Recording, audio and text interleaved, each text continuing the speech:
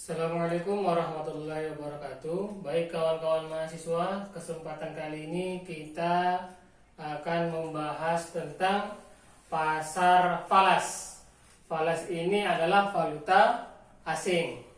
Valuta asing itu adalah nilai mata uang yang kita siapkan untuk transaksi ke mata uang luar negeri. Oke, kita bahas saja supaya lebih rincinya.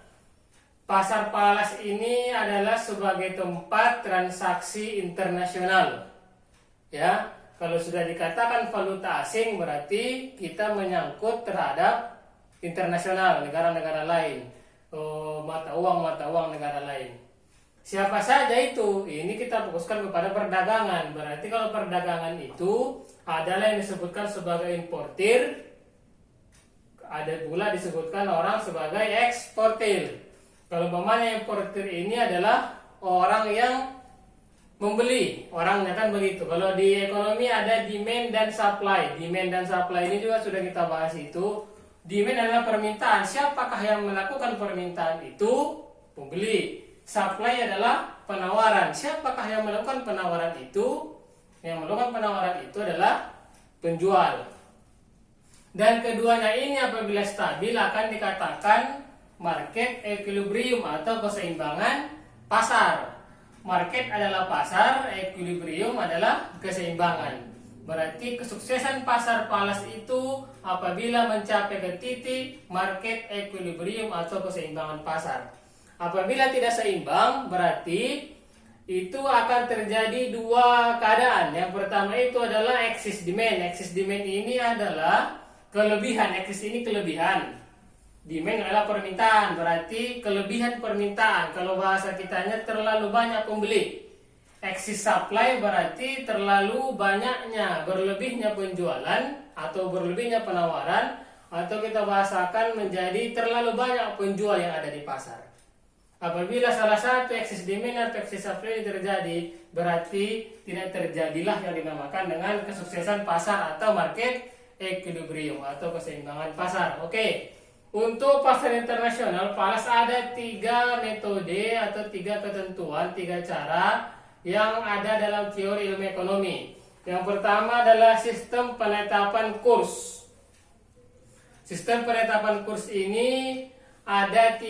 Yang pertama fixed exchange rate, yang kedua floating exchange rate, dan yang ketiga managed floating rate. Fixed exchange rate ini adalah kurs tetap. Kurs tetap itu adalah kita kategorikan sebagai fix. Kalau di mikro kemarin kita bahas ada fixed cost, berarti biaya tetap. Ini fixed exchange rate berarti adalah kursnya tetap. Kursnya tetap, nilainya tetap dari pemerintah atau kebijakan-kebijakan fiskal yang ditentukan untuk pasar valuta asing. Nilainya tetap. Maksudnya tetap itu sudah ditentukan dari pemerintah. Umpamanya pemerintah menentukan itu dari nilai emas. Pokoknya berapapun nilai mata uang itu ditentukan tergantung nilai emas berapa, kan begitu. Berarti itu kan ada kebijakan dari pemerintah. Apabila ada kebijakan dari pemerintah disebutkanlah metode itu sebagai fixed exchange rate atau kurs tetap.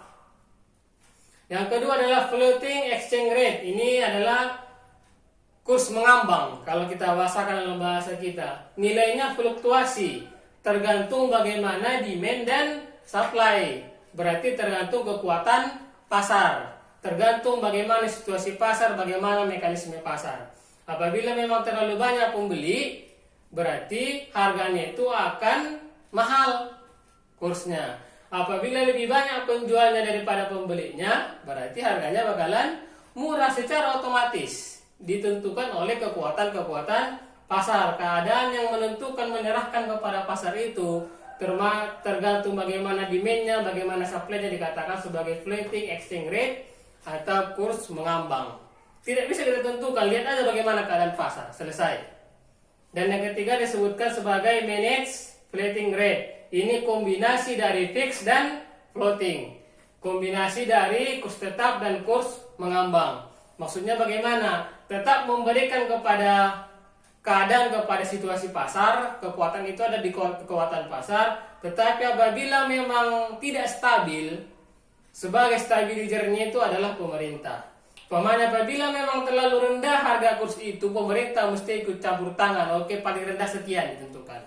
Apabila terlalu tinggi, supaya tidak ada terlalu banyak merugi, berarti pemerintah menentukan oke, paling tinggi sekian, selesai.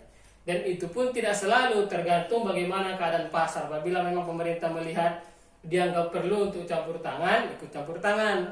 Kalau tidak, ya tidak. Kalau keadaan seperti itu dikatakan sebagai managed floating rate. Kombinasi dari kurs tetap dan kurs mengambang. Oke, teori panjangnya jelasnya ada di buku pegangan kita, silakan dibaca dan dipahami, dan kemudian silakan diulang menggunakan pemahaman masing-masing. Saya cukupkan sampai di sini. Sekian. Assalamualaikum warahmatullahi wabarakatuh.